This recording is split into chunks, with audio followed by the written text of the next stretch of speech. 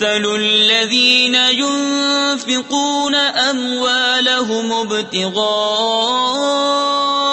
مرضات الله وتثبيتا من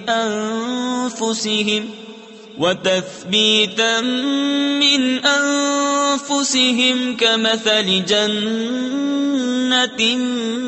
بربوة أصابها وابل فآتت أكلها ضعفين فإن لم يصبها وابل فطل والله بما تعملون بصير۔ اور ان کی کہاوت جو اپنے مال